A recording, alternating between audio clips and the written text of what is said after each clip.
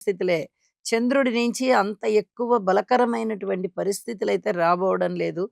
కొంచెం భయంగా ఉన్నట్టుగా ఉంటుంది. సంతాన రీత్యా భయం అనిపిస్తుంది కానీ భయపడాల్సిన పని లేదు. హ్మ్. మాతృవర్గ రీత్యా ఈ శారీరకపరమైన కష్టం పెరిగేటట్టుగా ఉంది. హ్మ్. ఇది కొంచెం జాగ్రత్తగా చూసుకోవాలి.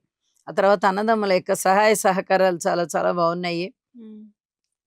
రుణభారాల విషయంలో ఈ ప్రారంభంలో కొంచెం బానే ఉన్నాయి. కానీ రాంగ నెల మధ్యకి అలా వెళ్ళేటప్పటికల్లా కొంచెం రుణం పెరిగేటటువంటి అవకాశము, భార్యాభర్తల మధ్య అన్యోన్యత తగ్గేటటువంటి అవకాశము, పితృవర్గ రీత్యా అంత పూర్తి అనుకూలత లేకపోవడము, హ్మ్. అలాగే ఉద్యోగ జీవితంలో గూడా శారీరక శ్రమ ఎక్కువగా ఉండడము, ఇలాంటివన్నీ ఉంటున్నాయి గాబట్టి, గురుగ్రహ స్తోత్రాలు పారాయణ చేసుకొని, వీలైనంత వరకు విష్ణు సహస్రనామం అయినా చదవాలి, లేదా భగవద్గీత అయినా చదవాలి.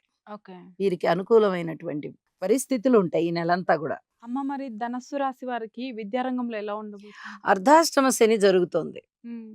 ఒక పట్టాన పనులు ముడిపడవు. ఓకే. కాబట్టి విద్య విషయంలో గూడా కాస్త వెనకబడినట్టుగా ఉంటారు. మాతృవర్గ రీత్యా గూడా వీరే సేవ చేయాల్సిన పరిస్థితి. అలాగే ఉద్యోగ రీత్యా కూడా వీరు కొంచెం కష్టపడేటటువంటి పరిస్థితి. హ్మ్. విద్య రీత్యా కూడా మరింతగా కష్టపడాల్సిన పరిస్థితే కనిపిస్తోంది.